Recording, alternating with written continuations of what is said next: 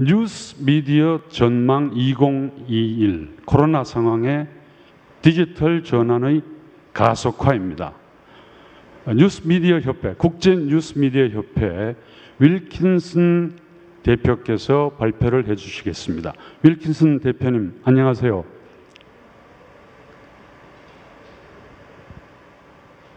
제 소리 잘 들리시죠? 거긴 지금 몇 시입니까? 여기는 지금 오전 11시가 다가고 있는. It is 10 minutes before 9 in 저녁 9시 이렇게 10분 시간을 전입니다. 내주시고 또 발표를 해주신 것에 대해서 다시 한번 감사드립니다. 발표 시간은 한 25분 정도 예상하고 있습니다. 발표를 시작해 주시죠. 예. 네, 감사합니다. 소개 말씀 감사드리고요. 저널리즘의 현황에 대해서 많은 얘기를 할 것인데요. 저는 비즈니스 측면을 말씀드리겠습니다. 코로나 상황에서 어떤 상황이 전개가 되고 있으며 그리고 전 세계적으로 주요 트렌드에 대해서 몇 가지 토픽을 중심으로 해서 설명드리도록 하겠습니다. 네, 앞서 다이먼드 교수님께서 흥미롭게도 과거 역사를 말씀해 주시면서 이 연관관계와 공통점에 대해 설명해 주셨는데요. 좀 재밌던 부분은요. 일단 과거 역사를 보면은요. 이런 코로나와 같은 상황이 발생하면 새로운 아이디어의 홍수가 생기는 것이 아니라 그냥 주변에 원래 있던 아이디어가 더 드러나게 된다는 겁니다. 정치, 비즈니스 다 상관없습니다. 이런 뉴스 업계를 보면은요. 1월에, 2월에 주변에 그냥 있었던 존재해왔던 아이디어들이 무엇이 있었냐.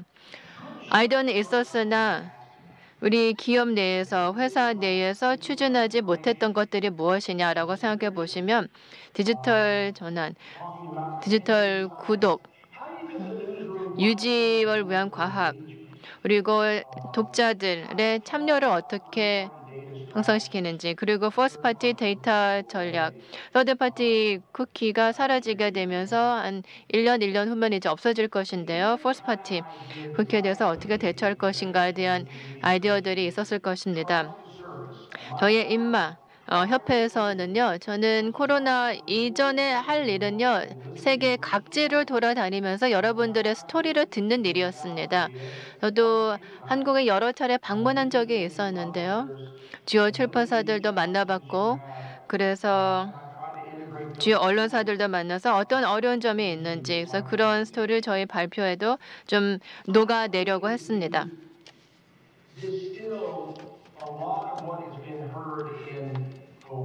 지금까지 코로나와 관련해서 들은 이야기를 좀 여과를 해본다면은요.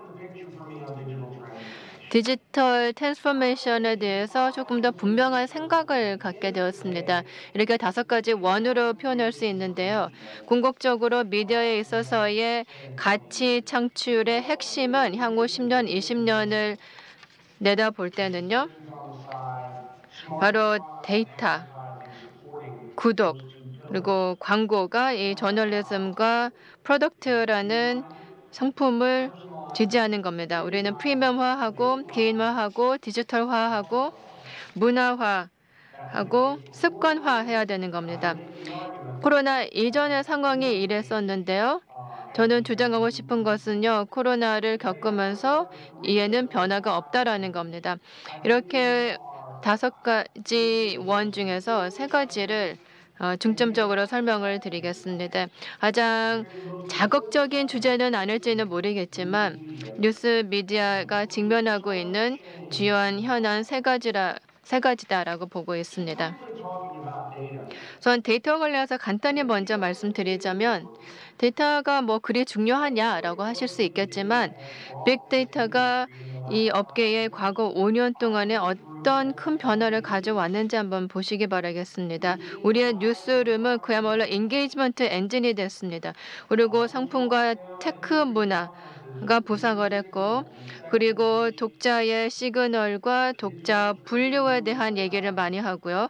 그리고 디지털 구독붐도 뭐 당연한 거고요. 그리고 우리가 말하는 법, 벤치마킹하는 법, 성공에 대한 정의, 모든 것을 재정립하게 되었습니다. 이런 것들이 광고를 어떻게 디지털 플랫폼에서 판매하는지에 대해서 영향을 미쳤습니다. 퍼스트파티 데이터 전략으로 옮겨가면서 더 의미 있는 것이 됐고요. 그리고 대시보드를 통해서 데이터의 민주화가 생겼습니다. 그리고 TV 방송 아시는지 모르겠지만요. Mathmen 또는 Mathwomen, 즉 수학인이 이 열성남이라는 매드맨을 물리치고 언론을 지배하게 되었습니다. 우리는 이제 분석 4.0 시대에 진입을 하고 있는 것 같습니다. 이는 꼭 미디어와 관련 있는 것만은 아니고요. 대부분 애널리틱스 3.0에서 지나고 있는 것 같습니다. 는 예측 애널리틱스에서 자동 애널리틱스로 전환하고 있다고 보고 있습니다. 그래서 많은 언론 매체들이 애널리틱스 4.0에 진입하려고 하고 있는 모습임을 목격할 수 있습니다. 지금 데이터 진화와 관련돼서 몇 가지 특징들을 보게 되면 제가 실제로 날을 세웠는데요. 437일 후면 구글이 서드파티 쿠키를 중단할 겁니다. 그래서 광고를 판매하고 데이터를 수집하고 데이터를 수합하는 방법 자체가 근본적으로 변화하게 될 것입니다.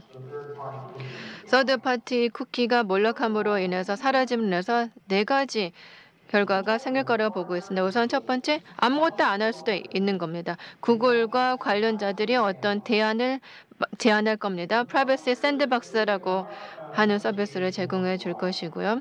하지만 이런 언론 매체들은 전 세계적으로 보면은 이런 퍼스트파티 데이터 전략을 수립을 하여서 이런 광고를 하고자 하는 브랜드의 가치를 직접 찾아야 될 겁니다. 그래서 데이터도 직접 수집을 하고 러긴도 필요하기 때문에 권한 승인의 필요성도 더욱더 커질 것이고요. 그리고 우리 사이트에서의 어떤 브라우징 행동을 보이는지 파악해야 될 겁니다. 그리고 신뢰 기반의 관계로 인해서 광고에 있어서의 좀 특수한 세그먼트들이 생기고 있다라는 점을 말씀드릴 수 있겠습니다. 그러면 이런 퍼스트파티 데이터를 어떻게 좋게 활용할 수 있을까요? 전 코로나 얘기를 많이 하지만요. 코로나가 사실 어떤 변화를 주고 있냐면 그냥 이미 있던 아이디어를 사실 그냥 가속화시킬 뿐인 겁니다. 우리의 사용자와 구독자 빨리 많이 로그인하게끔 하는 생각은 변화가 없는 것 같습니다. 보통의 뉴스 기관의 웹사이트의 페이지 뷰의 5에서 10%가 로그인한 사용자들에서 소비되고 있다라고 볼 수 있습니다. 네, 노르웨이에서는요, 이 소규모 기관들이 80%를 지향하고 있고 파이낸셜 타임스는 70에서 75%의 야심찬 계획을 수립해 놓은 것으로 알고 있습니다. 2021년에 들어오면서 이 업계의 중요한 어려운 점은 가진 자와 가지지 못한 자의 간극이 넓어진다는 것이 좀 우려스럽다라는 겁니다. 하지만 데이터가 제가 알고 있는 거에 대해서 한 장으로 정리한다면 바로 이겁니다. 디지털 트랜스포메이션은 궁극적으로 데이터 기업들이 저널리즘이라든지 사용자 체험을 변화를 가져오고 이런 문화적인 변화를 통해서 형성시키는 것이 핵심이다라고 볼 수 있습니다. 지금 유럽의 추세를 보면은요, 개인화가 오히려 기배적인 것이 되기보다는 가탕에 깔려 있는 겁니다. 그래서 개인화보다는요, 많은 매체들이 스마트 세그먼테이션을 지향을 하고 있는 겁니다. 그래서 데이터를 잘 수집을 하고 있는 것인데요. 저는 사실 서드파티 쿠키가 없어지는 거에 대해서 만족합니다.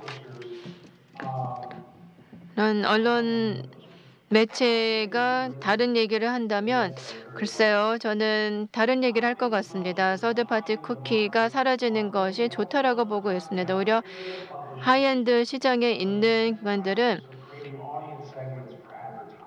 이 광고에 있어서의 오디언스 세그멘트를 만드는 방법을 달리 가져갈 거라고 보고 있습니다. 그래서 신뢰가 안 간다면 제가 입증할 수 있는 얘기를 말씀드리겠고요. 엔게이지먼트도 좋은 것이고요. 로열티도 굉장히 좋게 작용할 수가 있는 것입니다. 그만큼 인력과 역량을 자유롭게 할 수가 있는 것이고 제가 발표를 시작하면서 데이터부터 얘기한 이유가 있습니다. 21년을 진입하면서 자동화가 더욱더 가속화될 것입니다. 3세대에서 4세대로 진화할 것이고요. 미디어 기관의 조직 규모도 변할 것입니다. 그래서 우리는 자동화하지 않으면 문제가 생길 것이다라고 우려의 목소리를 내는 기관들도 많이 있습니다. 그래서 스마트 세그멘테이션이 증가할 것이고 그리고 데이터의 민주화도 증가할 것입니다. 뿐만 아니라 많은 비즈니스 기능들이 데이터와 연관된 부분이 늘어날 거라고 봅니다. 현재 인도나 중남미 지역에서 이런 언론 매체와 하는 일이 이런 겁니다. 그 유럽과 북미 지역에서의 추세에 많이 따라잡으려고 하고 있는 것인데요.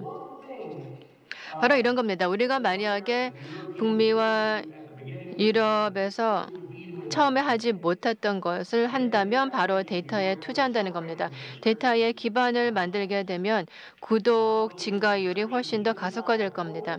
코로나와 관련된 구독 상황을 보게 되면 22주 동안 온라인 구독률이 늘어났고요. 그리고 유럽과 미주적은 특징이 드러나게 되었습니다. 이 이유를 보면은요. 코로나가 전개가 되면서 유럽들은 이 컨텐츠를 오픈시키고 유료화의 벽도 많이 낮췄던 것에 기인한다고 볼 수 있겠습니다. 마트도 닫지 않고 식품 판매하는 것도 문 닫지 않았는데 왜 기사는 유료로 하지 않느냐라는 비난의 목소리도 있었으나 그에 대한 답은 여러분들의 몫이고요. 우선 데이터와 관련해서 데이터는요. 이 코로나가 확산할 때 새로운 구독자의 3분의 1은 코로나에 대한 정보를 얻고자 했기 때문인 것입니다. 3분의 1은 코로나 뉴스를 원했고 3분의 1은 코로나를 보기 싫어했고 3분의 1은 그 중간 정도였습니다. 그리고 오늘날의 언론 매체들은 코로나 확산에 관심 가는 구독자를 유지를 하기 위해서 프로 코호나 코호트를 유지하는 데 관심을 많이 갖고 있고요. 한 규모를 보면 한 3분의 1 정도가 될 거라고 생각을 하고 있습니다. 그러니까 지금 코로나 이전, 코로나와 중 그리고 코로나 이후에 이런 신규 구독률이 어떻게 될 것인가에 대해서 많은 생각을 하게 됩니다. 이런 디지털 구독 현상이 언론 매체에 있어서의 어떤 특징을 있는지를 잘 생각을 해보게 되면 한 세 가지가 있다고 봅니다. 우선 첫 번째, 유료로 가입할 의사가 있는 잠재 구독자가 어디에 있느냐. 웹사이트에 보내는 시간이 아니라 방문 빈도라든지 그리고 방문하는 액티브 일수라고 볼 수 있겠는데 이것이 기준이 되는 것인데 이는 사실 구독자의 구독 습관화와 관련 있는 겁니다. 사실 이 습관, habit이라는 단어는 코로나 이후 시대 그 정의가 재정립될 거라고 보고 있습니다. 코로나로 인해서 새로운 습관들이 많이 형성이 되고 있고요. 그리고 저희 연구를 통해서 알게 된 중요한 점은요. 이런 디지털 구독을 유지하지 않는 이유는 원치 않아서가 아니라 신용카드 지급 불능이 됐다거나 아니면은 미납 상황이 됐거나 하기 때문입니다. 바로 그런 이유 때문에 많은 언론 매체들이 어려움을 겪고 있는 것도 있고요. 그리고 두 번째, 차별화가 핵심이다라는 생각입니다. 코로나를 통해서 우리가 얻은 교훈은 이 저널리즘이 무엇인지, 저널리즘의 과정이 무엇인지 그것이 독자에게 매우 중요하고 설득이 되면 이 브랜드를 이용을 하게 되는 겁니다. 그리고 소프트웨어, 앱, 이 레플리카, 아카이브, 뉴스레이어, 커멘트, 댓글 등과 관련된 것들이 굉장히 중요한 차별화 포인트가 된 거였습니다. 이전에는 그렇게 생각하지 않았던 것인 연구 결과 매우 중요하다는 것이 나왔습니다. 그리고 세 번째는요. 구독료를 어떻게 유지하고 증가시킬 것인가. 이를 위해서는요. 전략적인 목표를 세워야 된다라는 겁니다. 구독과 관련해서 어떤 목표를 세우는 것이고 그리고 이 목표 달성을 위해서 조직을 어떻게 구성할 것인가. 이 두 가지가 매우 중요한 부분이라고 볼 수 있습니다. 그럼 2021년에 예측을 한번 해볼까요? 우선 계속 이 확산은 늘어날 거라고 보고 있고요. 이 구독과 관련된 책임은 뉴스룸에 더 전가되는 부분이 많을 것입니다. 특히 편집장들이 디지털 구독을 맡는 경우가 점점 늘어날 것입니다. 그리고 미터 모델에서 벗어나서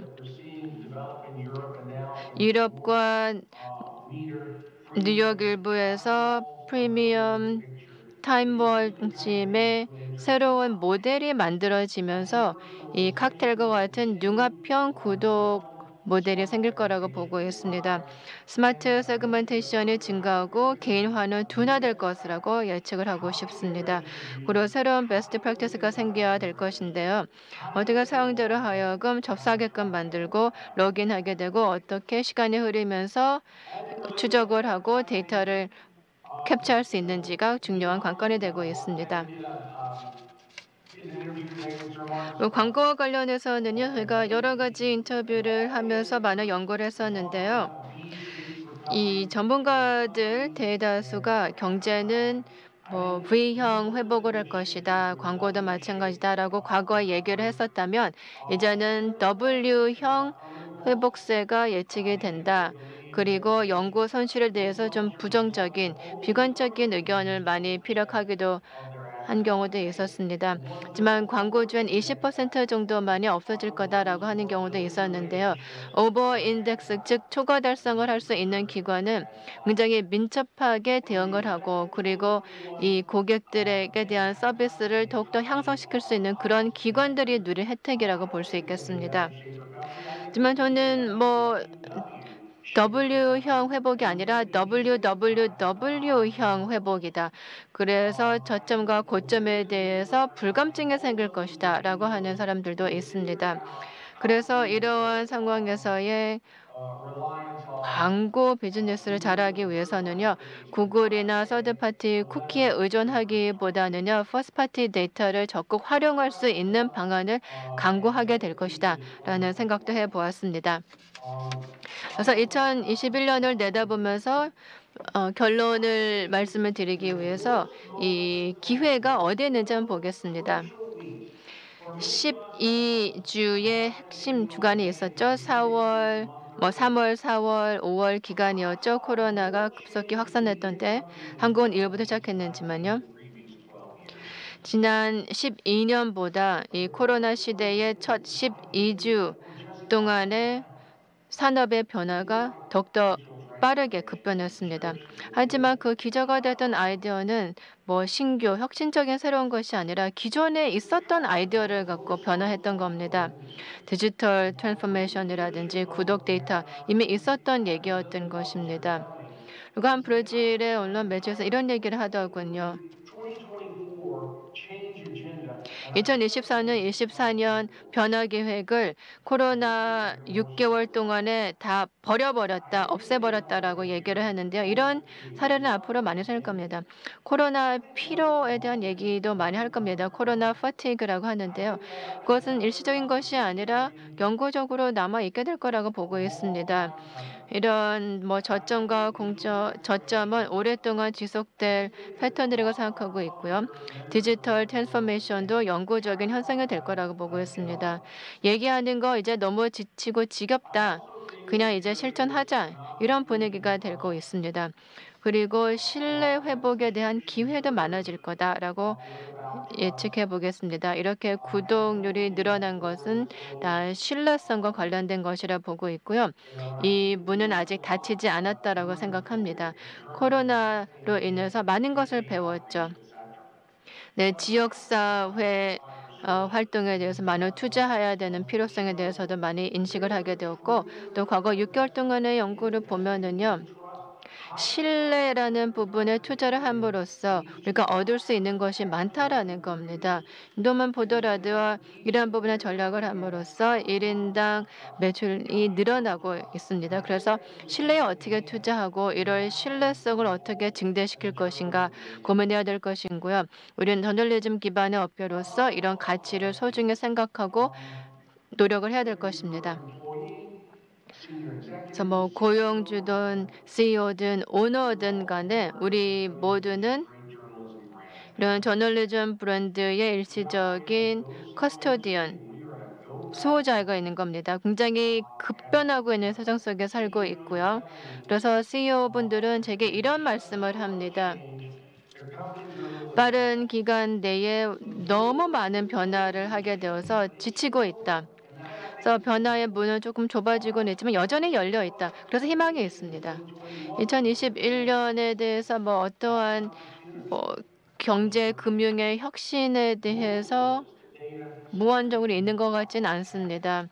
그래서 또 디지털 플랫폼에서 더 강화하는 것을 생각을 해야 되고, 또 상품에 대해서 혁신하는 것만이 중요한 것이 아니라 조직 자체의 혁신과 변화가 필요해지고 있습니다. 자, 궁극적으로 디지털 트랜스포메이션은 저널리즘이 핵심인 데이터 기업이 독자의 재정 지원을 받아서 소비자들과의 더 긴밀한 관계 구축을 통해서 발전하는 것으로 볼 수 있습니다. 물론 B에서도 중요하지만 장기적으로 브랜드가 중요하기 때문에 저널리즘, 신뢰, 데이터 등에 투자를 하고, 그리고 직접적인 관계에 투자하시기를 권장합니다. 지금 텍사스주 댈러스 저희 집에서 이렇게 여러분들을 뵙게 됐고, 서울에서 만나 뵐 수 있으면 너무 좋은데요. 이런 좋은 네트워크에 대해서 더 많은 설명을 드리고 싶은데 좋습니다. 정태조사 감사드리고요. 나머지 세션 동안에 질문 받도록 하겠습니다. 윌킨슨 대표님 감사합니다. 저는 그 스마트 데이터라는 개념이 아주 관심이 갑니다. 우리가 빅데이터라는 얘기는 많이 했었는데 이제 뉴스 미디어들이 스마트 데이터를 확보해야 한다는 거죠. 이제 소위 말하는 third party cookies, third party 데이터의 시대는 이제 지나갔다는 거죠. 그래서 뉴스 미디어가 자기들의 이용자들에 대한 데이터를 모아서 그것을 잘 분석해서 그것으로 광고에 스마트 세그멘테이션이라는 말씀도 하셨는데 광고에도 활용하고, 또 보다 많은 구독자를 모으고 또 구독자를 유지시키는 데 활용할 수 있다는 거죠. 어떻게 보면은 한국 뉴스 미디어에게 가장 부족한 부분입니다. 한국 뉴스 미디어들은 대부분 자기들의 이용자를 잘 알지 못하고 있습니다. 심지어 종이신문 구독자의 경우도 우리나라 신문들은 누구인지 확실하게 알지 못하는 그런 이상한 상황입니다. 그래서 특히 우리 한국의 뉴스 미디어들은 이 윌킨슨 대표님의 조언을 귀담아 들어야 할 것 같습니다. 코로나 이후의 상황이 그렇게 낙관적이지는 않습니다. 그러나 기회가 완전히 닫힌 것은 아닙니다. 이 기회를 저널리즘을 또 강화해서 잘 헤쳐나가는데 오늘의 강의가 큰 인사이트, 통찰력을 줬다고 봅니다. 교수님께 감사드리고, 대표님께 감사드리고, 화면에 남아 계시다가 나중에 토론에 참여해 주시기 바랍니다. 감사합니다.